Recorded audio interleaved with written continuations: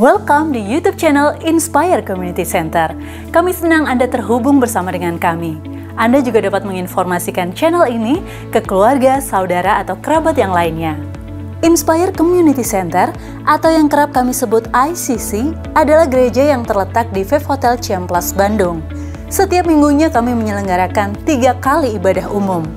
Ibadah setiap minggu disertai dengan ibadah anak-anak atau yang kami sebut iKids dan juga ibadah youth. Jadi, tunggu apa lagi? Mari beribadah bersama kami. Saudara, untuk bertumbuh kita membutuhkan orang lain. Di ICC kami memiliki komunitas yang kami sebut iClick. Dalam iClick, kita bisa bersekutu, menguatkan, dan membangun orang lain. Tersedia komunitas kecil untuk keluarga atau married couple, single, dan mahasiswa atau college. Saudara bisa memilih lokasi atau waktu yang sesuai dengan ketersediaan waktu saudara. Daftarnya di link berikut ya. Setiap hari itu baik sebab ada Yesus bersama dengan kita, amin. Every day with Jesus. Saudara bisa mendapatkan renungan setiap hari yang akan dikirimkan ke WhatsApp saudara. Hubungi hotline gereja ICC di 081 220 222 111. Devotion, sharing firman Tuhan secara singkat, tayang setiap hari Selasa dan Jumat melalui Instagram @ICC_Bandung dan YouTube channel Inspire Community Center.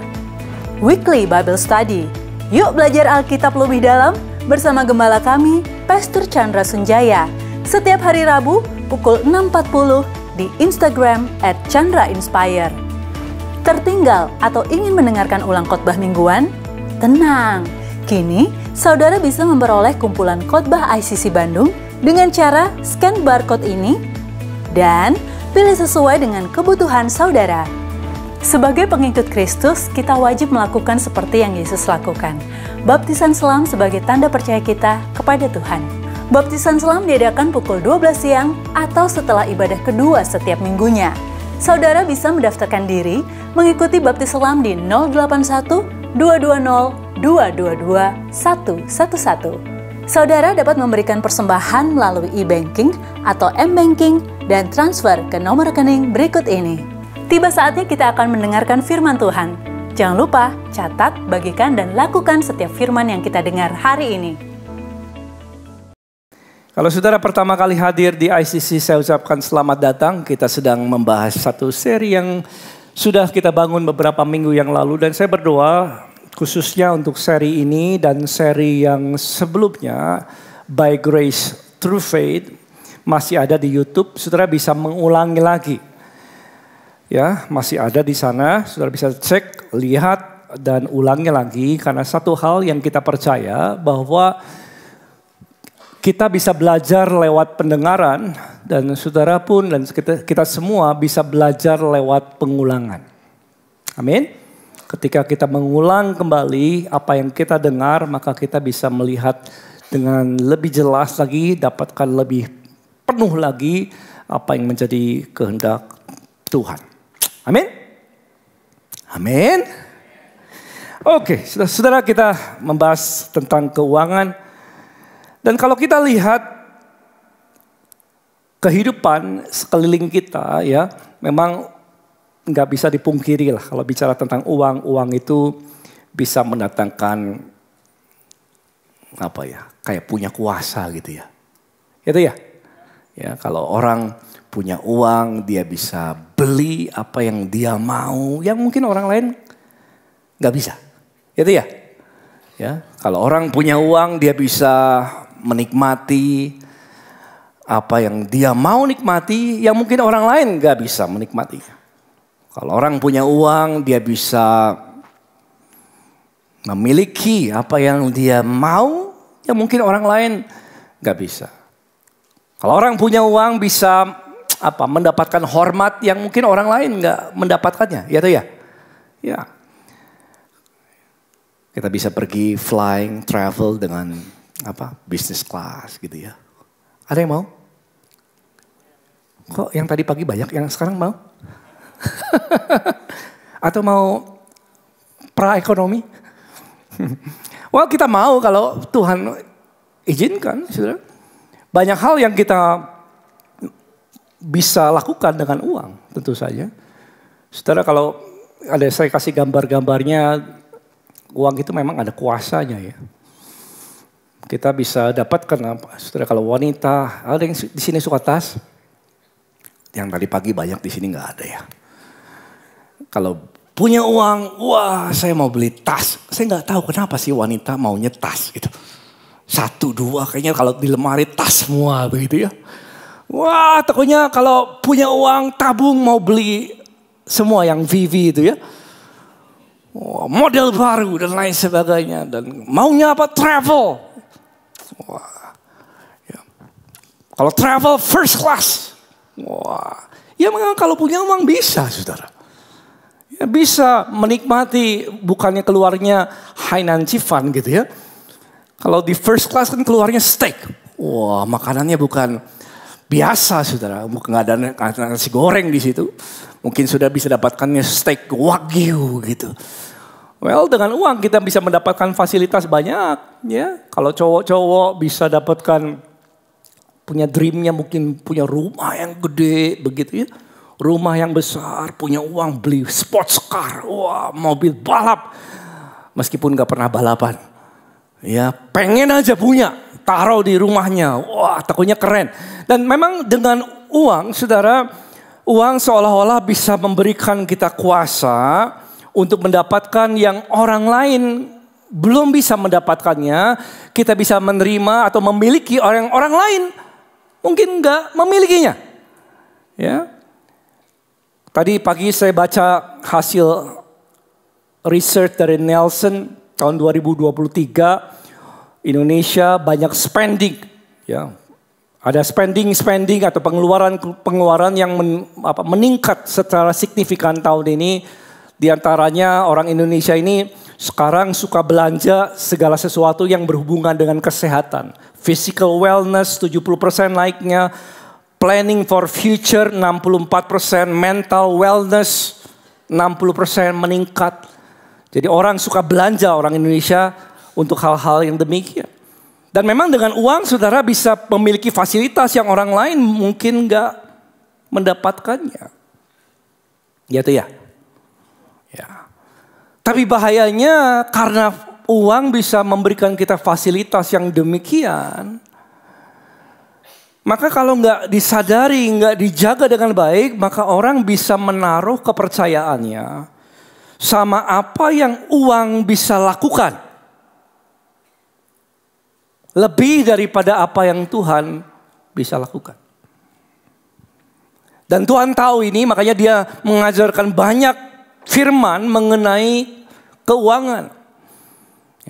Matius 6 ayat 19 ini salah satu ajaran. Yesus katakan demikian.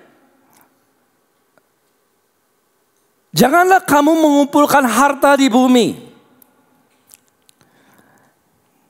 Di bumi ngengat, karat merusakkannya dan pencuri membongkar serta apa? Mencurinya. Ayat 20 dikatakan tetapi kumpulkanlah harta bagi. Mari bantu saya saudara apa? Bagimu di sorga. Kumpulkanlah harta jangan di bumi tetapi kumpulkanlah harta bagimu di sorga. Karena di sorga nggak ada ngengat, ya nggak ada karat yang merusakkan dan pencuri tidak membongkar serta mencurinya. Ayat 21 mari kita baca dengan suara keras 2-3 karena di mana hartamu berada di situ juga apa saudara? Hatimu berada. Jadi hati orang akan melekat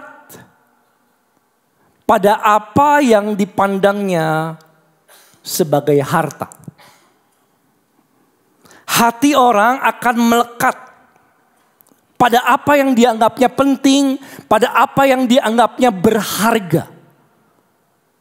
Kalau saudara datang ke tempat ini, dompetmu ketinggalan atau handphone saudara ketinggalan, pasti susah konsentrasi dengar khotbah. Kenapa? Karena pikiran kita, nanti gimana kalau dompetnya hilang, nanti gimana kalau handphone saya hilang dan lain sebagainya. Karena kita berpikir bahwa harta kita ada di situ, saudara. Hati orang akan melekat pada apa yang dianggapnya sebagai harta. Makanya minggu lalu kita bahas bahwa orang muda yang kaya yang datang pada Yesus. Orang muda kaya yang menginginkan surga. Apa yang harus aku lakukan untuk mendapatkan kerajaan, masuk dalam kerajaan surga, untuk bisa masuk surga. Dan Tuhan Yesus tahu bahwa hatinya melekat pada hartanya. Lalu Yesus kasih tantangan memberi, berikanlah kepada orang miskin, kemudian datanglah, ikutlah aku. Karena hatinya melekat sama hartanya, saudara, maka orang itu pergi. Orang muda kaya ini pergi sambil sedih sekali karena hartanya amat banyak. Lalu Yesus kasih satu ayat yang kalau kita baca ayat ini kita skip. Markus 10 ayat 23. Ini gak populer ayat ini, saudara, bagi orang Kristen. Lalu Yesus memandang murid-muridnya. Ini setelah dia pergi nih ya, orang kaya ini. Di sekelilingnya dan berkata kepada mereka, alangkah susah banget orang yang beruang atau berduit masuk ke dalam kerajaan surga.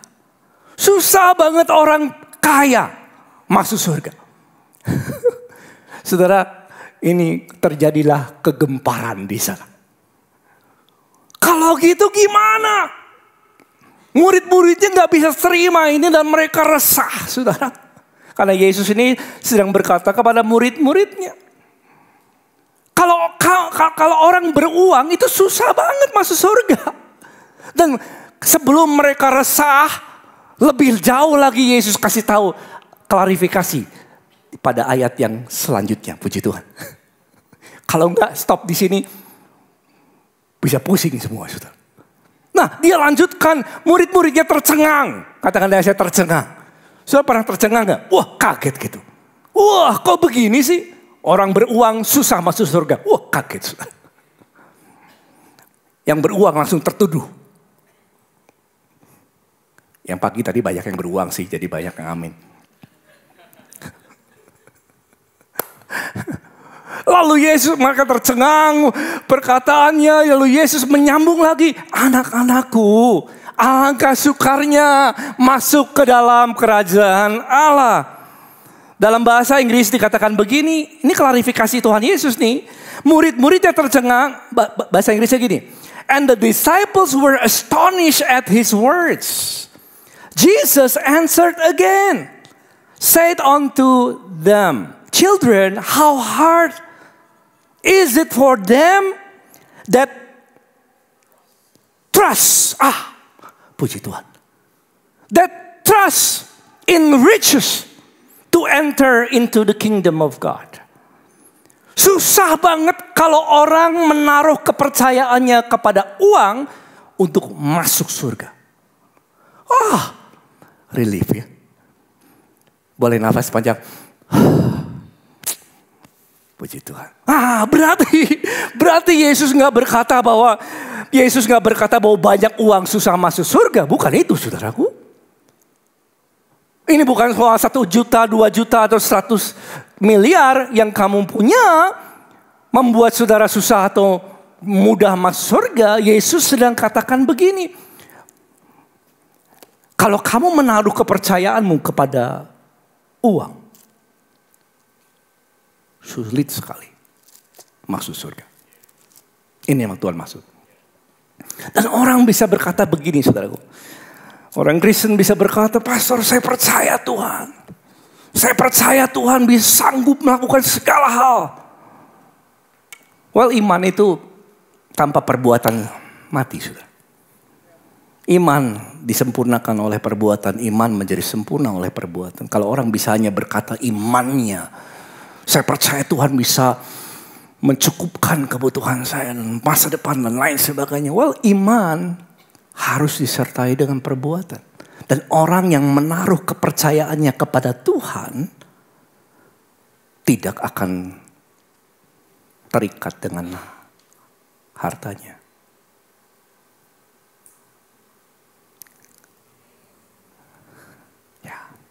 Dan saudara, ini yang terjadi.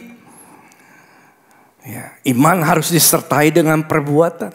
Nah saudara, kenapa sih kesetiaan dalam hal uang itu jadi patokan untuk mengukur kesetiaan orang pada Tuhan? Kenapa sih? Kalau kamu gak setia dalam hal kecil, kamu gak setia dalam hal besar.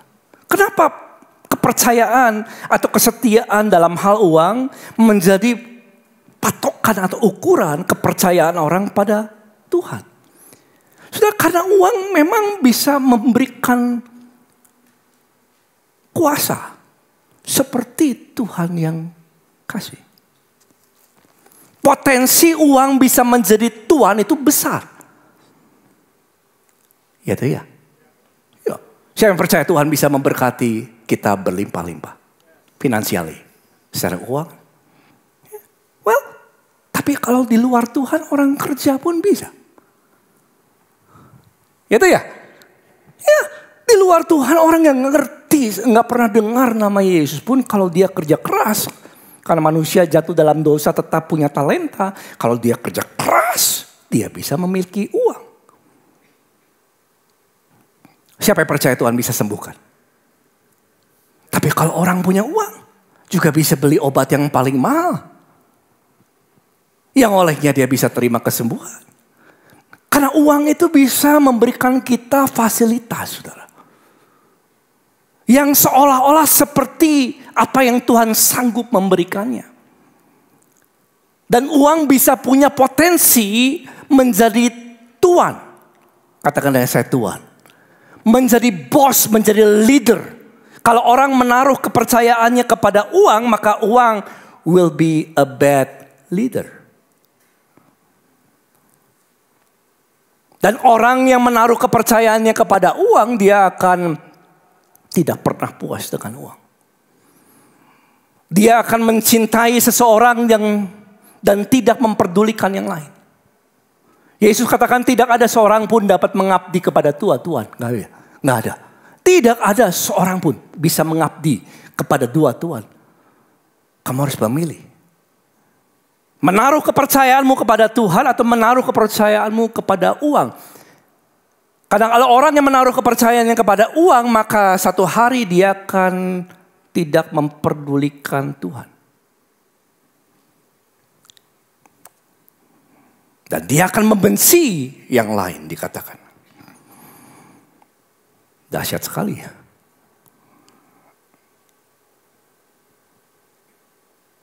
Dan Tuhan tahu ini. Tuhan tahu bahwa orang bisa menaruh kepercayaannya kepada uang. Apalagi kalau dia dalam kesusahan, saudara. Kayaknya uang segala-galanya. Dan Tuhan tahu bahwa orang Kristen bahkan bisa khawatir akan kekurangan. Siapa di sini pernah khawatir akan kekurangan? Jujur ya, saya pernah. Kalian sudah pernah? Pernah semua? Ya. Kurang untuk uang cicilan lah, masa depan lah, anak sekolah lah, dan lain sebagainya. Kita pernah semua mengalami kekhawatiran akan kekurangan. Makanya alasannya banyak banget. Tuhan kasih ajaran tentang janji-janji firman Tuhan tentang keuangan ini, saudara. Berulang kali dia ajarkan supaya kita naruh kepercayaannya. Kepercayaanmu jangan kepada uang. Karena uang akan memimpinmu. Gak memperdulikan Tuhan pada akhirnya. Uang akan memimpin orang ke dalam dosa dan lain sebagainya. Cintakan uang adalah akar segala kejahatan. Bukannya Yudas lakukan demikian? Yes? Ya. Makanya Tuhan mau kita menaruh kepercayaanmu kepada Tuhan.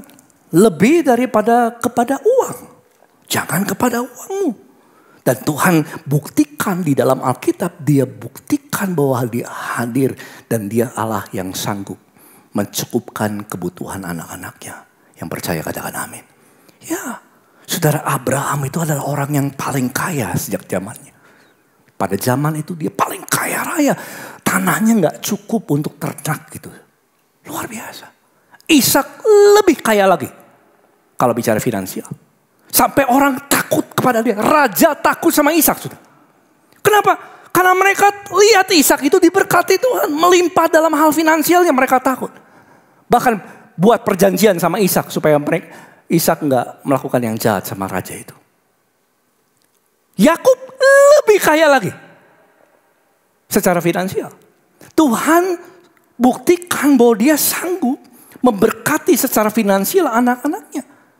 Daud saudara dari mengembalakan 2-3 ekor kambing domba. He started small. Mulai dari gembala aja 2-3 ekor kambing. Tapi akhir hidupnya dia memberikan 226 miliar dolar. Selora money. Kaya raya dalam hal finansial. Salomo lebih kaya lagi. Saya yang percaya Tuhan sanggup mencukupkan. Dan dia buktikan ini. Tapi pengharapanmu jangan kau taruh kepada uang. Pengharapan kita taruh kepada siapa? Tuhan. Lalu pastor gimana sih kalau orang, saya nggak mau mengabdi kepada uang.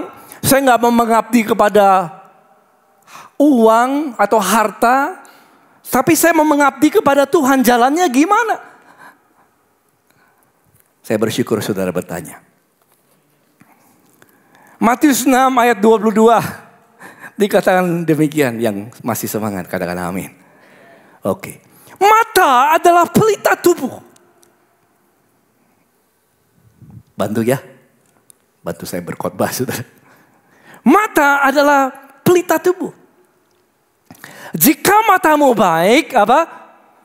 Terang seluruh tubuhmu. Wah, puji Tuhan. Saya bersyukur sudah merespon.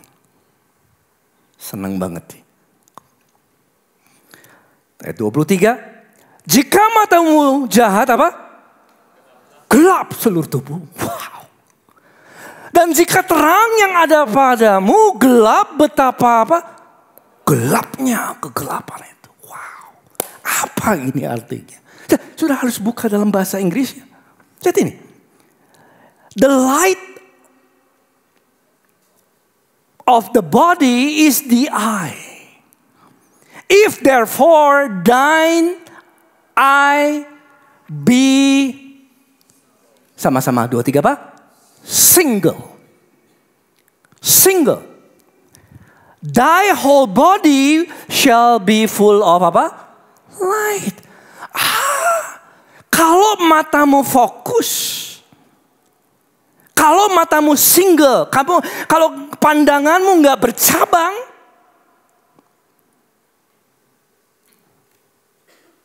dan hidupmu terang. Amin. Your eye must be single, jangan double.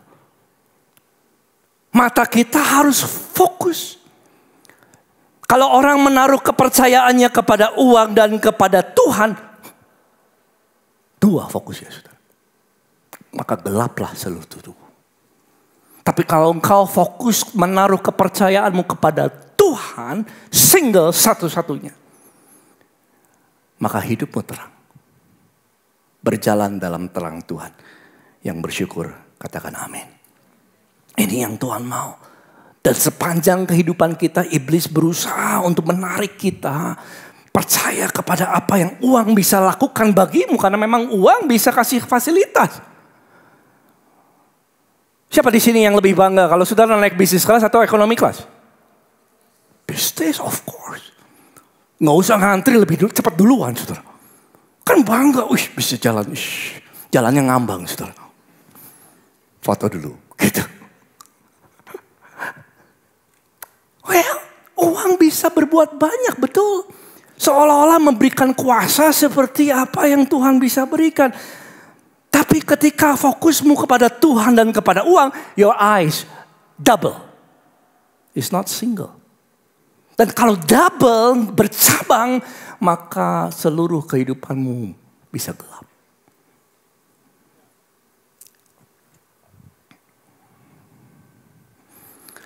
Artinya apa sih fokus sama Tuhan? Tinggalin semuanya gitu. Udah deh. Kan Matius 6 ayat 19. Janganlah kamu mengumpulkan harta di bumi. Oh berarti saya gak boleh ngumpulin harta di bumi? Setiap saldo, penambahan saldo dalam tabungan tahapan berarti adalah di luar kehendak Tuhan? No, it's not so. Kalau saudara baca ayat yang lain dikatakan demikian. Amsal 13 ayat 22. Orang baik meninggalkan warisan. Katakan saya warisan. Bagi anak cucunya. Siapa yang mau meninggalkan warisan bagi anak cucu kita? Itu orang baik dikatakan. Meninggalkan warisan. Nah, untuk saudara dan saya meninggalkan warisan, saudara perlu ngumpulin. Ya itu ya? Ya. Jadi Tuhan bukan mengajarkan bahwa kamu gak boleh punya uang. Bukan saudara. Karena kita untuk kasih warisan kita perlu mengumpulkan. Kita perlu kerja. Kita perlu bangun kesehatan yang baik. Bangun keluarga yang baik. Bangun keuangan yang sehat. Tapi orang yang fokus sama Tuhan. Ini tandanya saudara. Dia gak melupakan Tuhan. Dalam keberhasilannya. Yes. Dia tetap mengutamain Tuhan dalam kekayaannya, dalam keberhasilannya. Ini yang Tuhan mau. Tuhan mau engkau bekerja keras, Tuhan mau engkau berusaha segenap hatimu seperti untuk Tuhan. Tapi jangan kesibukan keberhasilanmu menelan hidupmu sehingga engkau gak menaruh kepercayaanmu lagi pada Tuhan. Dan 20 tahun, 7 tahun pelayanan, saudara, saya melihat ini terjadi. Pada waktu staff kerja, api-api untuk Tuhan. Begitu naik general manager, hilang sudah. Nggak ada waktu lagi untuk pelayanan, nggak ada waktu lagi untuk beribadah dan lain sebagainya. Kenapa? Sibuk. Di sini nggak ada. Coba jangan lihat kiri kanannya. Jangan senggol-senggol juga. Yes? Jangan melupakan Tuhan, karena ada orang yang meninggalkan Tuhan lambat laun, meninggalkan Tuhan dalam keberhasilannya. Gak punya waktu berdoa, gak punya waktu bersekutu, apalagi melayani Tuhan. Kenapa? Karena sudah berhasil. Karena sudah maju, usahanya pabriknya bukan 1, 20. Dulu pakai kendaraan saudara, berjalan kaki mungkin ke kantor. Cinta Tuhan, ketika dia ada supir saudara, hilang. Naik manajer. Dulu setia. Ketika bekerja dalam sebuah bank di bawah. Setia. Naik manajer cabang. This is true story. Jatuh dalam dosa. It's happening all over. Di mana-mana sudah terjadi. Orang yang gak hati-hati bisa menaruh kepercayaannya kepada uang. Yes, kita bekerja dan menghasilkan, tapi seperti Paulus kasih nasihat sama kita. Siapa yang mau mendengar nasihat Paulus? Filipi 3 ayat 13. Ini bicara tentang mengutamakan Tuhan.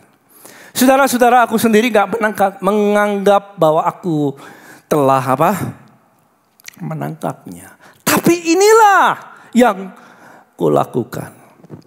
Aku melupakan yang telah di belakangku. Apa yang telah di belakangku. Dan mengarahkan diri kepada apa yang di depanku. Filipi 3 ayat 13 dalam bahasa Inggris. But one thing I do. Katakan sebelahnya, one thing I do.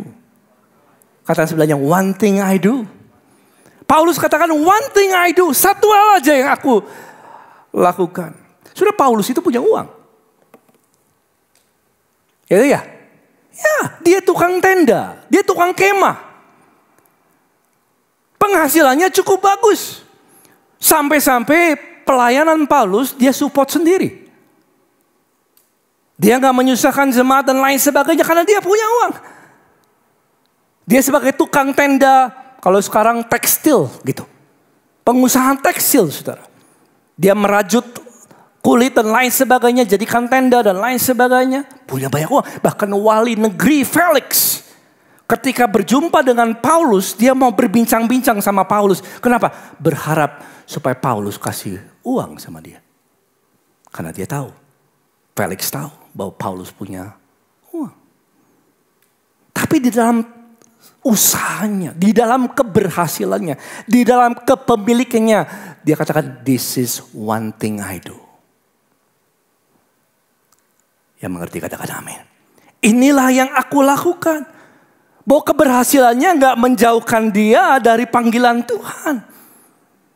Semakin berhasil, semakin dia dipercayakan Tuhan dalam hal hartanya, dia tetap setia mengikuti panggilan Tuhan. Fokusnya, his eye is single.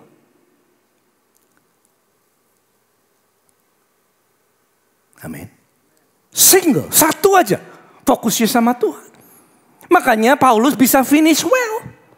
Paulus bisa mengakhiri pertandingan dengan baik. Sudah pelayanan Paulus itu nggak mudah kan? Dirajam, kapal karam, berat banget. Untuk seorang seperti Paulus, dia bisa memilih untuk pergi ke yang lain. Bisa. Karena dia punya uang.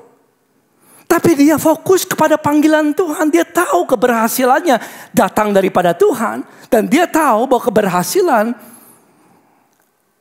adalah untuk memuliakan Tuhan. Jadi orang yang mengutamakan Tuhan betul harus bekerja. Bahkan 2 Tesalonika 3 ayat 10. Ayat bagian B-nya. Jika orang gak mau kerja, jangan apa?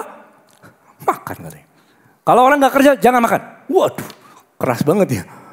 Kalau gak kerja, jangan makan. Wih, luar biasa. Kita harus kerja, tapi fokusmu jangan hilang. Fokusmu jangan hilang. Tetap mengutamakan Tuhan dan percaya bahwa saya tulis ini, rancangan Tuhan untuk keberhasilanmu tidak tergantung pada kerja kerasmu, saudara. Rancangan Tuhan bergantungnya sama berkatnya.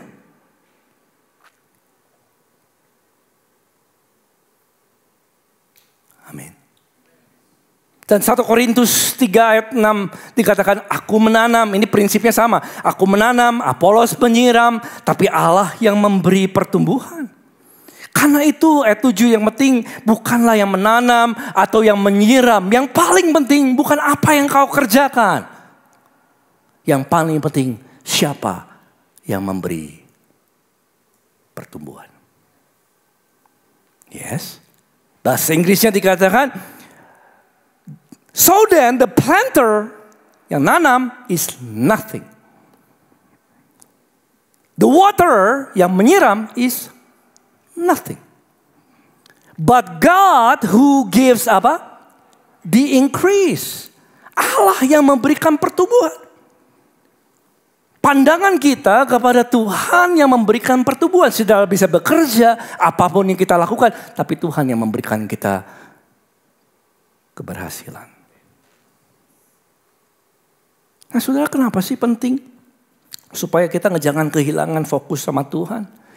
Well, kalau kita kehilangan fokus sama Tuhan, kita bisa terikat sama harta kita. Dan harta kita akan menjadi tuan yang jahat.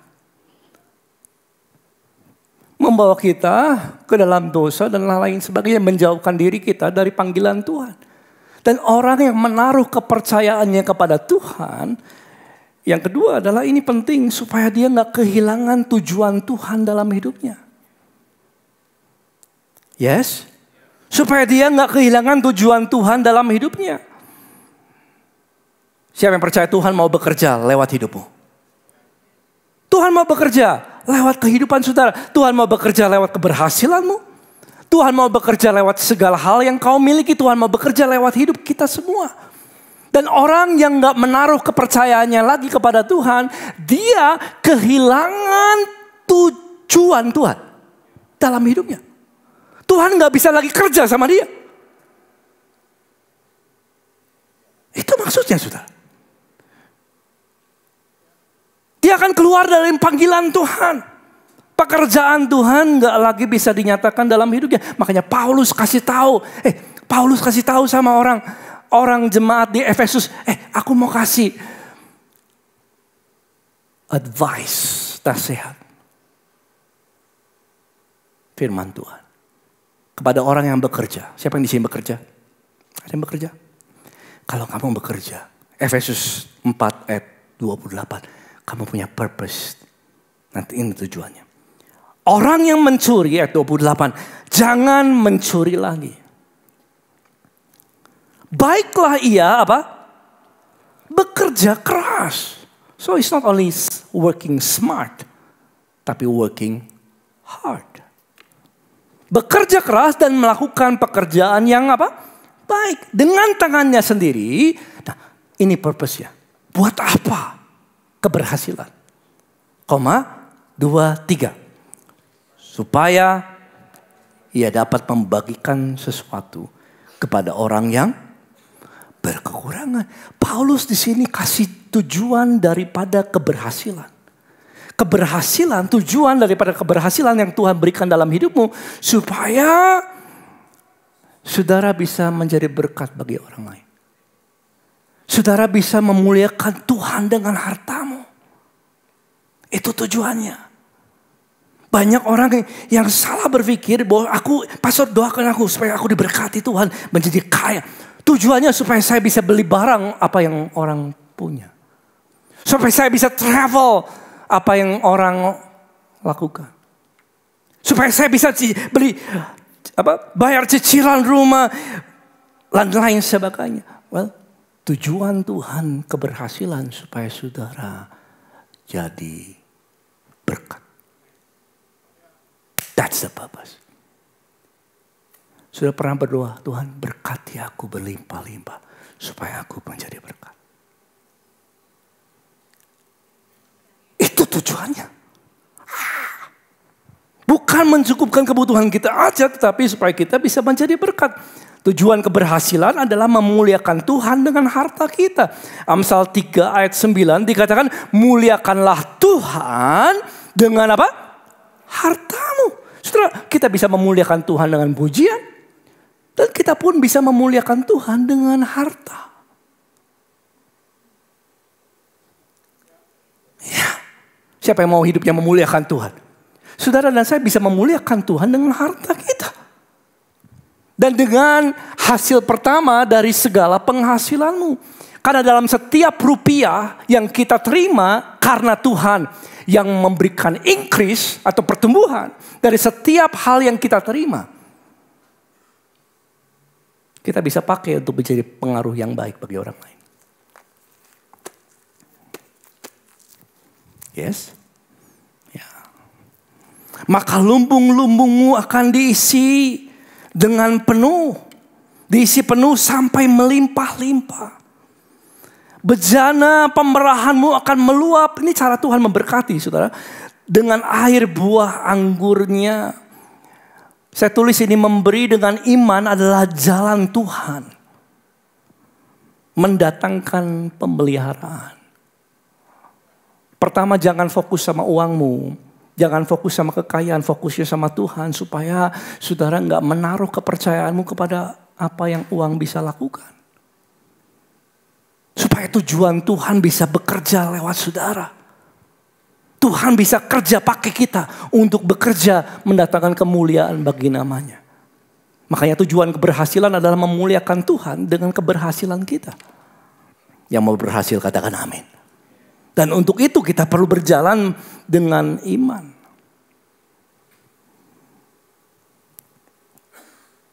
Dua Korintus 9 ayat ke-8. Sebentar saya selesai.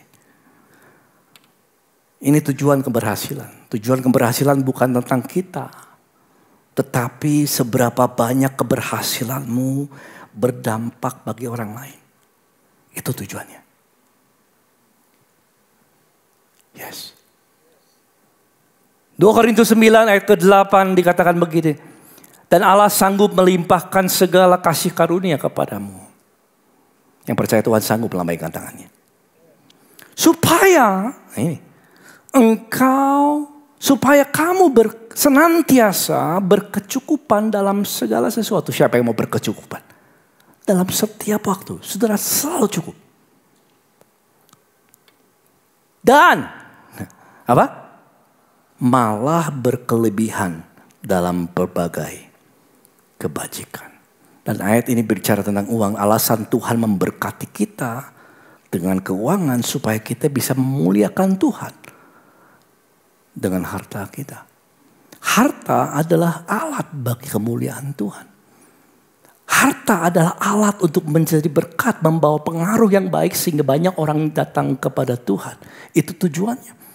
Saya nggak tahu apa yang ada dalam pikiranmu, apa yang kau doakan hari-hari ini. Apakah itu yang menjadi purpose saudara bekerja?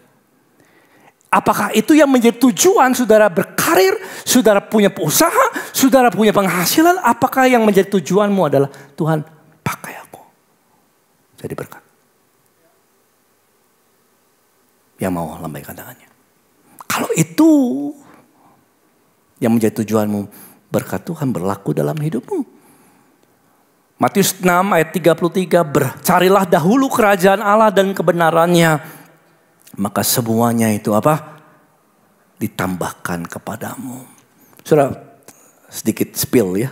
Tahun depan ayat ini menjadi tema sepanjang tahun. Amin. Tahun depan tema ICC adalah mengutamakan Tuhan. Tahun di mana saudara dan saya mengutamakan Tuhan lebih lagi. Carilah dahulu kerajaan Allah dan kebenarannya. Semua akan ditambahkan dalam hidupmu. Dan konteksnya ini adalah makan, minum, pakai. Waktu prioritas kita adalah untuk mengutamakan Tuhan.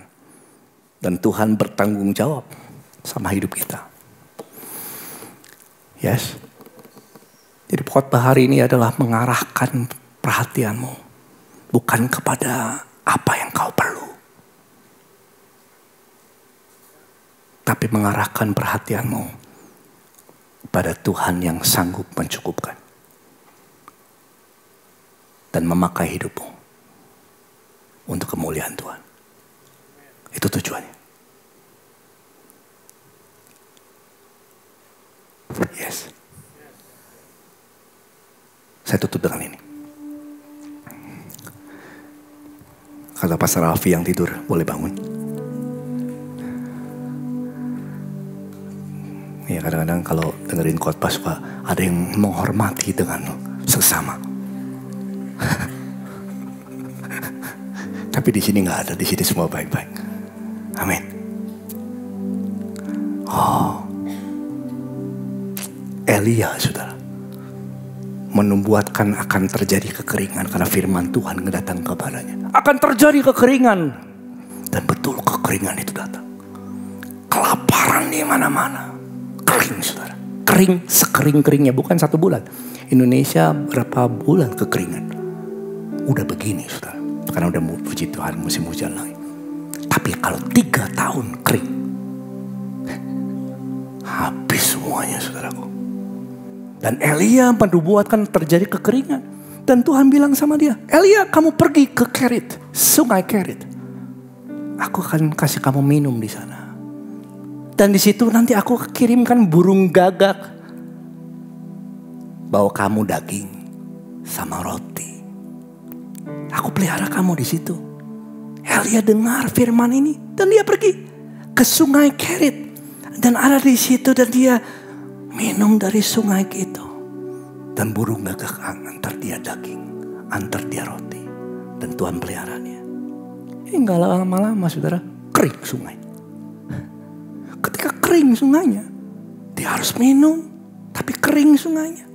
Tuhan bicara lagi sama dia.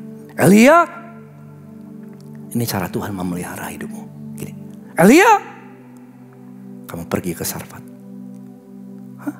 Nanti, lihat ini, yuk kita baca. 1 Raja-Raja 17 ayat ke-8. Maka datanglah firman Tuhan kepada Elia, bersiaplah pergi ke Sarfat yang termasuk wilayah Sidon.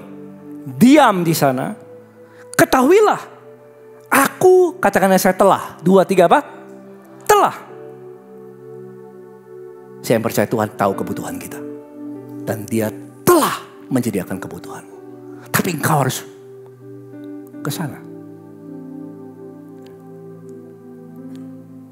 Dan Elia dikatakan, aku telah memerintahkan seorang janda untuk memberi engkau makan. Dan Elia pergi ketemu janda ini, dia ketemu di Sarfat. Ada janda tua saudara. Dia ketemu sama dia. Dan Elia tes. Bu, kasih saya minum dong. Dia kasih minum saudaraku. Dan ketika dia minum, dia minta juga, beri aku roti. Roti. Nah ini berat saudara. Dan ketika dia minta roti, dikatakan demikian. Perempuan itu pergi mengambilnya berseru. Lagi cobalah ambil juga bagiku roti. Perempuan itu jawab, demi Tuhan Allah yang hidup, sesungguhnya tidak ada apa? Roti padaku sedikit pun, kecuali segenggam tepung dalam tempayan dan sedikit minyak dalam buli-buli. Sekarang aku ngumpulin 2-3 potong kayu api, aku pulang, ngolah. Bagi aku, bagi anakku, setelah itu kami apa? Memakannya dan kami akan mati. Ini susah sekali keadaan, paceklik saudara.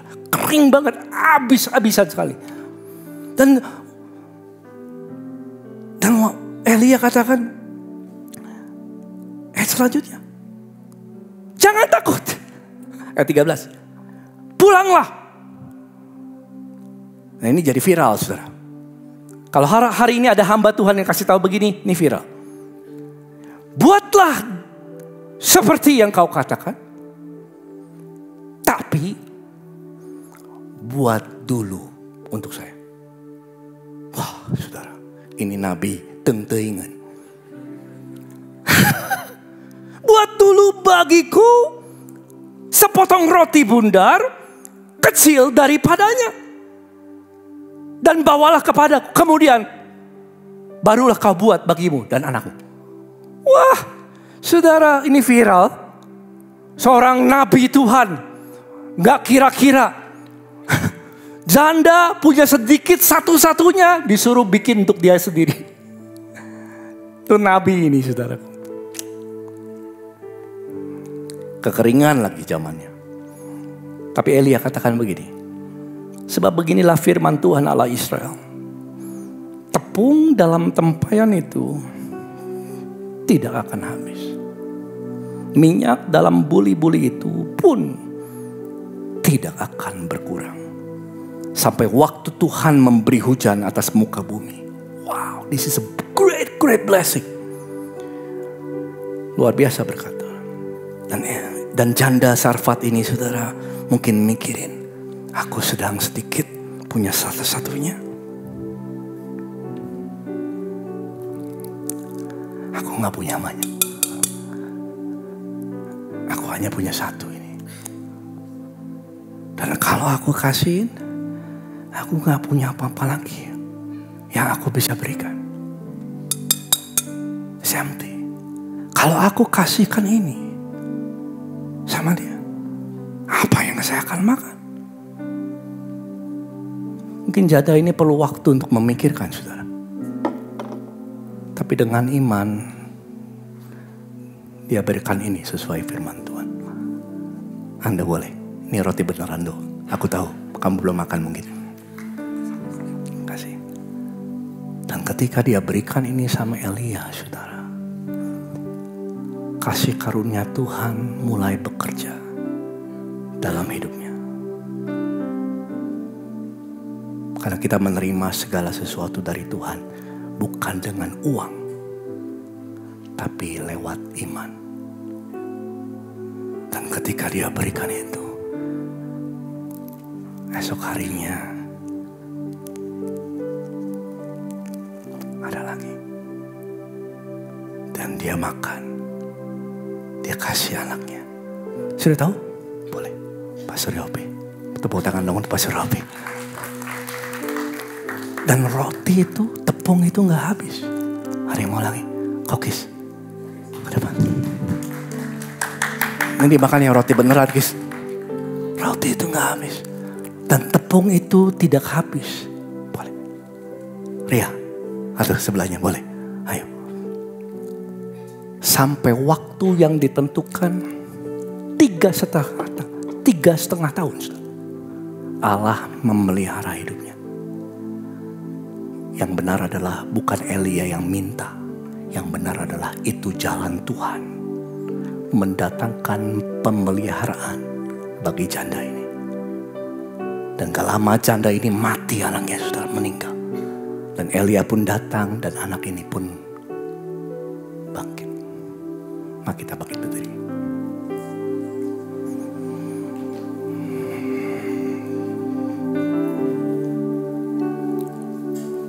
Sudah diberkati Tuhan? Puji Tuhan. Mari saudara. Saya percaya berkat Tuhan ada di atas kepalamu. Mari kita pejamkan mata, kita renungkan kebaikan Tuhan. Apa posisi saudara ada di mana sekarang? Di mana engkau ada? Kalau saudara bandingkan hari ini dengan masa yang lalu ketika engkau kenal Tuhan, apakah engkau semakin naik bersama dengan Tuhan? Kemajuanmu nyata.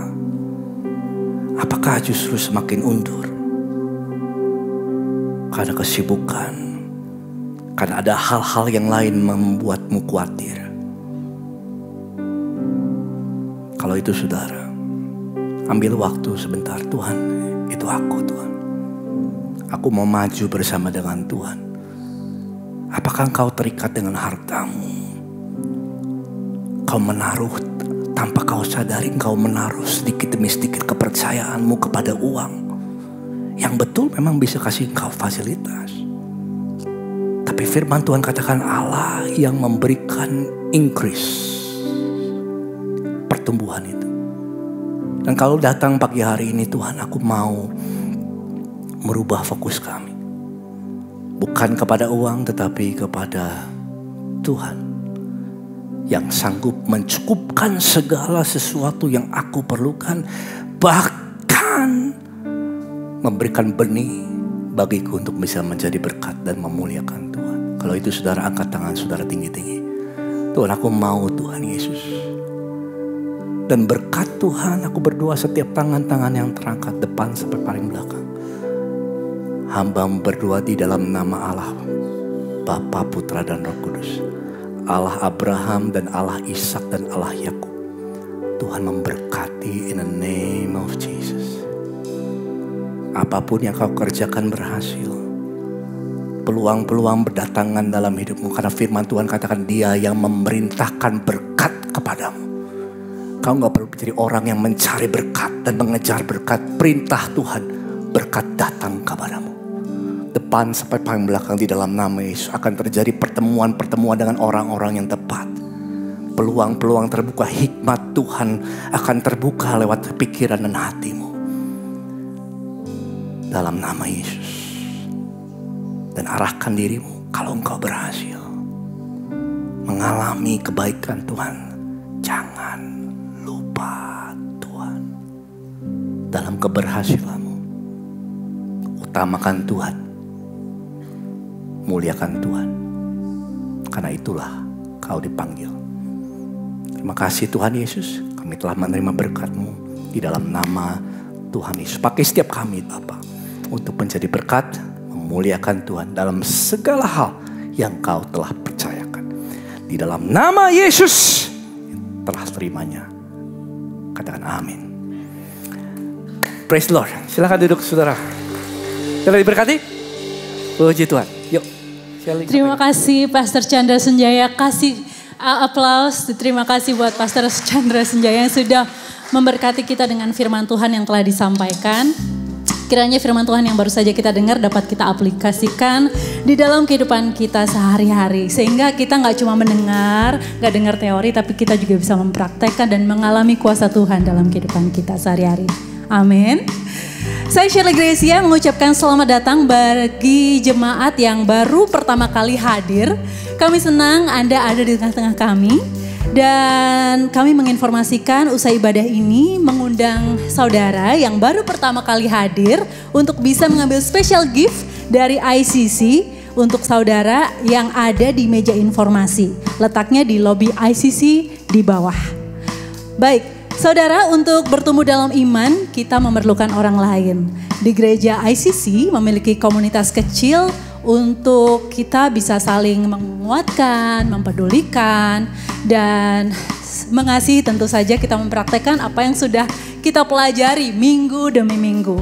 Nah, oleh sebab itu untuk saudara yang ingin bergabung bersama dengan komunitas iClick, ada beberapa lokasi yang tersedia seperti di Mekarwangi, di Kopo, di Singgasana, Kresna, Setrasari, KBP, Ciamplas, dan yang lainnya. Saudara bisa memilih lokasi dan waktu yang sesuai dengan ketersediaan waktu saudara. iClick juga dikelompokkan berdasarkan usia atau kategori, yaitu youth, college, single, married, dan senior. Jadi tunggu apa lagi? Yuk daftar iClick di meja informasi. Nah, informasi yang berikutnya ini untuk yang masih kuliah bisa lambaikan tangan.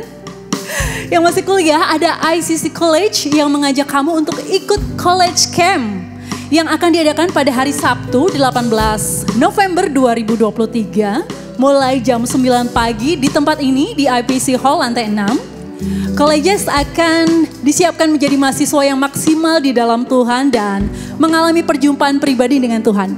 Ini dia speakernya, ada Pastor Gabriela Efrin dan Pastor Andrew Aurik Tanaka, Youth and College Pastor. Ada gembala kita terkasih, Pastor Chandra Sunjaya. Kemudian ada Stefanus Eric, Content Creator, Yela Grace, COO of Aurum Lab, dan Andri Gunawan, Entrepreneur. So don't miss it ya, untuk yang masih kuliah bisa ajak teman-teman kamu juga.